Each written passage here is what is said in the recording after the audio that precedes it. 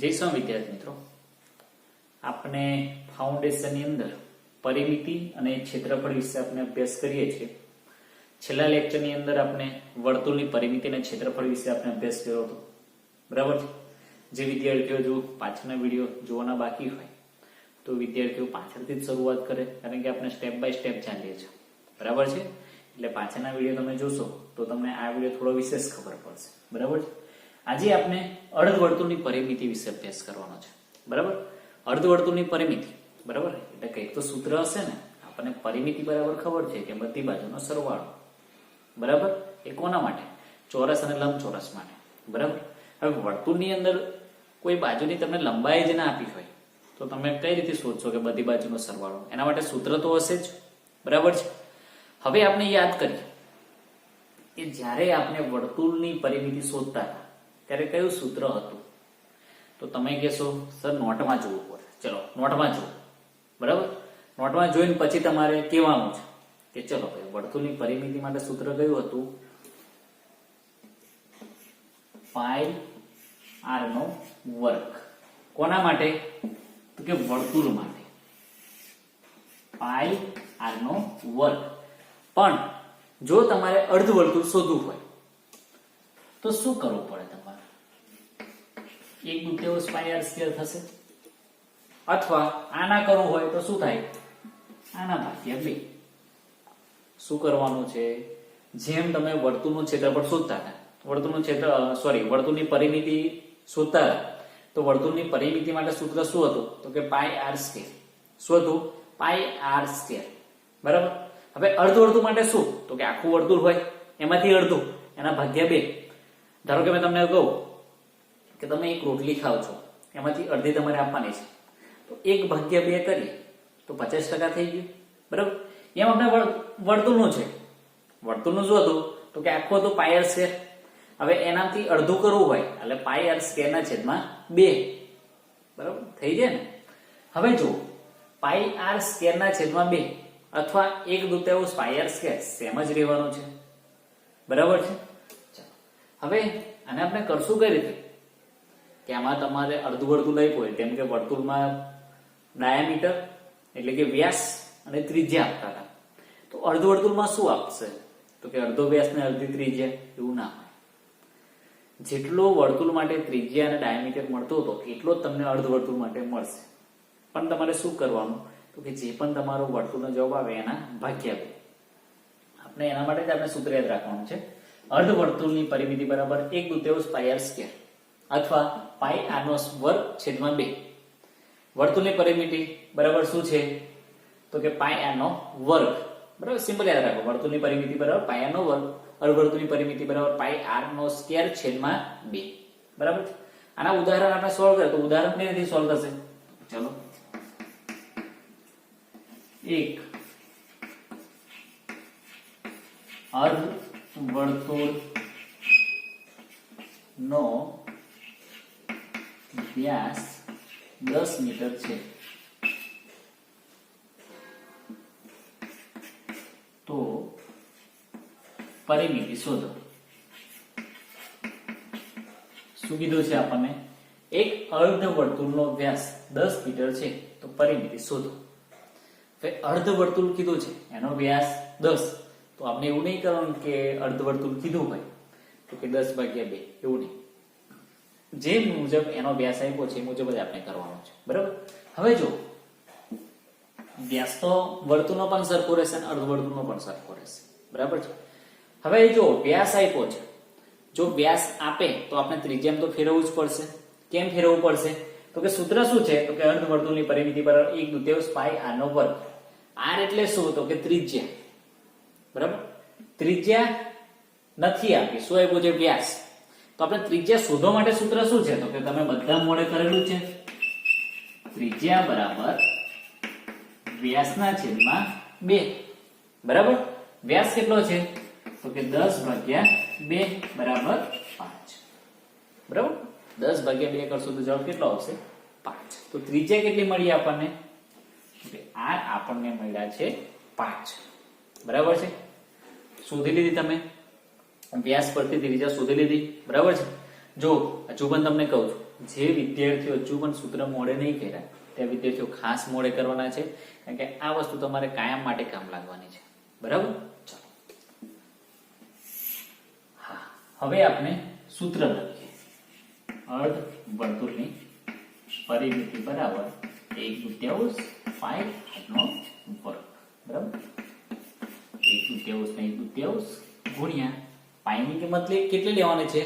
તો કે પાઈ બરાબર આપણને ખબર છે 22/7 અથવા પાઈ બરાબર 3.14. બેમાંથી તમે ગમે તે લઈ શકો છો. ચલો, અર્ધવર્તુળની પરિમિતિ 1/2 પાઈ આનો વર્ગ. પાઈ બરાબર કેટલા લેવા છે આપણે? તો આપણે 3.14 લઈ લઈએ.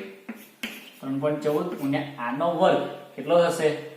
તો કે 5 નો વર્ગ થાય. બરાબર? અને આપણે કૌંસમાં રાખવું હોય તો કૌંસમાં રાખીએ. 5 નો વર્ગ 1/2 ગુણ્યા 3.14 ગુણ્યા 5 નો વર્ગ કેટલો થાય? 5 ગુણ્યા 5 તો કે પાછું 25. બરાબર છે? હવે આપણે શું કરવાનું છે?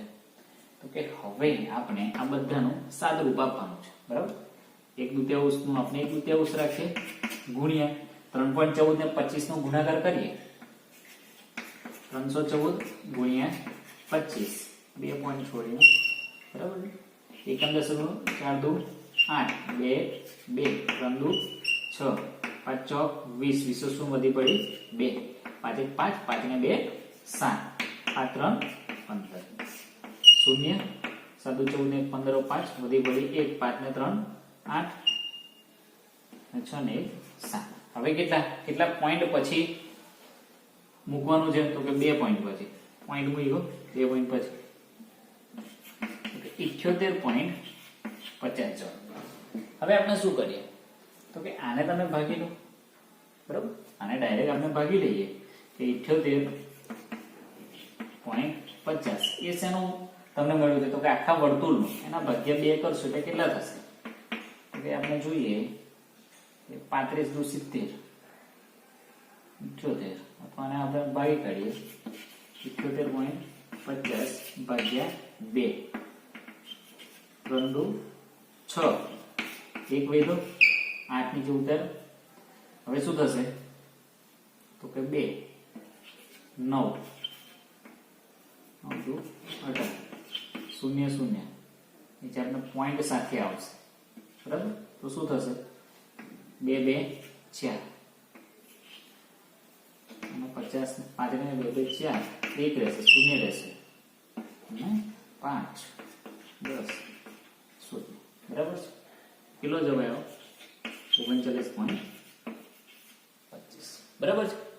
આપણે આ થોડું પોઈન્ટ વાળા જે ગુણાકાર અથવા ભાગાકાર જે પણ કરવાના થાય એકદમ સરળ રીતથી આપણે કરવા અથવા શાંતિથી કરવા, જેથી કરીને આમાં શું થશે કે જો નાની એવી મિસ્ટેક થઈ જાય તો આપણે જે જવાબ આવવાનો કે બીજો હોય અને આવશે તે બીજો. બરાબર છે? તો આપણો ફાઇનલ જવાબ કેટલા આવે છે?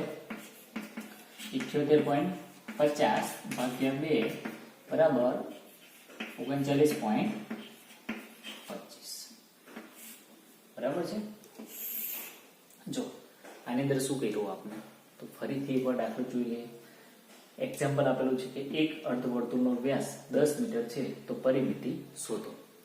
જો આપણે જ્યારે પણ વ્યાસ આપ્યો હોય, પરિમિતિ શોધવા કે વર્તુળની હોય અથવા અર્ધવર્તુળની હોય, જ્યારે પણ પરિમિતિ શોધવાની હોય, જો આપણને રકમમાં જો વ્યાસ આપ્યો હોય ત્યારે આપણે ત્રિજ્યા એની શોધવી પડે.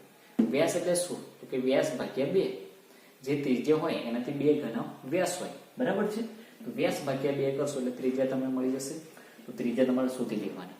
આ રીતે શોધો તે પણ ચાલશે. જો ના હોય તો ડાયરેક્ટ તમે કહી દો કે 5 મીટર. બરાબર? અને આપણે હંમેશા આપણે શું કરવું તો કે ત્રિજ્યા શોધવી, જેથી કરીને શિક્ષકને તો ખબર પડશે ને કે કઈ રીતે વિદ્યાર્થીને કેટલું જે બેઝિક હોવું જોઈએ ક્લિયર છે. બરાબર? તો ત્રિજ્યા માટે સૂત્ર મૂકીને વ્યવસ્થિત તમે ગણો તો એક ત્રિજ્યા મળશે તમને 5. હવે શું કરવાનું તો કે અર્ધવર્તુળની પરિમિતિ માટે સૂત્ર શું છે? તો કે 1/2 પાયાનો વર્ગ. 1/2 ને 1/2 ગુણ્યા પાય એટલે શું? તો કે પાયની કિંમત ફિક્સ છે. કઈ 22/7 અથવા 3.14. આપણે 3.14 લીધી ગુણ્યા 5 નો વર્ગ. 5 નો વર્ગ કેમ કર્યો? તો કઈ r નો વર્ગ છે. આની જગ્યા પર 5 મૂકે તો r ની ઉપર 2 છે તો 5 ની ઉપર પણ 2 મૂકવા પડે. બરાબર છે? એનો વર્ગ છે. તો તો 1/3 ગુણ્યા 3.14 ગુણ્યા 5 નો વર્ગ કેટલો થાય? તો કે 5 ગુણ્યા 5 એટલે કે પાછું 25. બરાબર? આટલું થયું પછી શું કર્યું? 25 ગુણ્યા 3 ગુણાકાર કર્યો એનો આપણે, તો શું થશે? 1/3 ગુણ્યા 78.50. બરાબર? આપણે ગુણાકાર કરનાયા છે. બરાબર? આટલા થયા બાદ શું થાય? તો કે 78.50 ભાગ્યા 2. બરાબર? એના ભાગ્યા 2 કરશું તો જવાબ કેટલો મળશે? 39.25. બરાબર છે? એકદમ સરળ છે. જેટલી પણ તમને વ્યાસ આપ્યો હોય અથવા ત્રિજ્યા આપી હોય, ગમે તે હોય, જો એક જ રીત તમને ક્લિયર થઈ જાય કે આ કરવાનું છે, તો તમને જેટલું પણ ગમે તેનું પરિમિતિ શોધવાનું. અત્યારે તો આપણે કેવું છે, અત્યારે મેં તમને કહી દઉં છું કે વર્તુળની પરિમિતિ શોધો, અર્ધવર્તુળની પરિમિતિ શોધો. બરાબર? આની જગ્યા પર જો આવું આવે,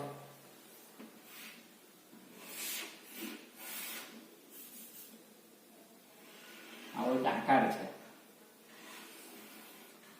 જો મેં તમને કહું કે આપેલ આકારમાં આ કેટલી છે લંબાઈ? લંબાઈ છે 10 મીટર, એટલે આ પણ 10 મીટર થાય. આને કેટલી થાય? તો કે 8 મીટર, એટલે 8 મીટર થાય. હવે આ આકારની પરિમિતિ અને ક્ષેત્રફળ શોધો એવું જો તમને કહે તો તમે કઈ રીતે શોધો? તો કે આનું તો કોઈ સૂત્ર છે જ નહીં, પણ તમે જો ધ્યાનથી જોશો તો શું દેખાશે?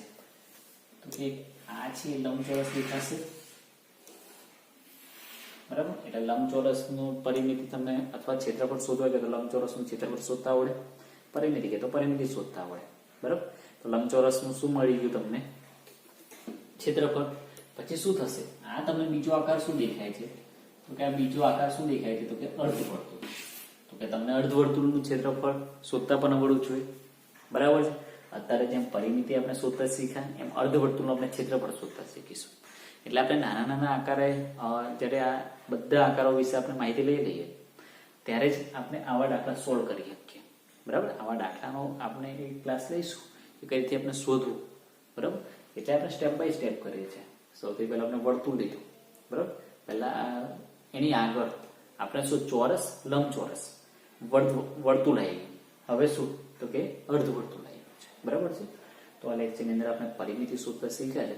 જે વિદ્યાર્થીઓને જો ખબર ના પડી હોય તો ફરીથી આપણે વિડીયો જોવાનો છે અને ફરીથી આપણે જે હોમવર્ક આપણે મોકલે છે તો એનું આપણે સોલ્યુશન જાતે જ કરવાનું છે.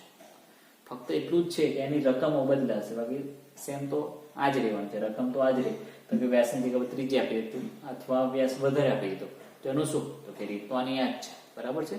તો ખાસ થોડું ધ્યાન રાખવું પરિમિતિના ક્ષેત્રફળમાં. હવે આપણે નેક્સ્ટ લેક્ચર જે છે તે અર્ધવર્તુળના ક્ષેત્રફળ વિશે આપણે લઈશું. તો આ લેક્ચરમાં આપણે આટલું રાખીએ છીએ. જઈશું.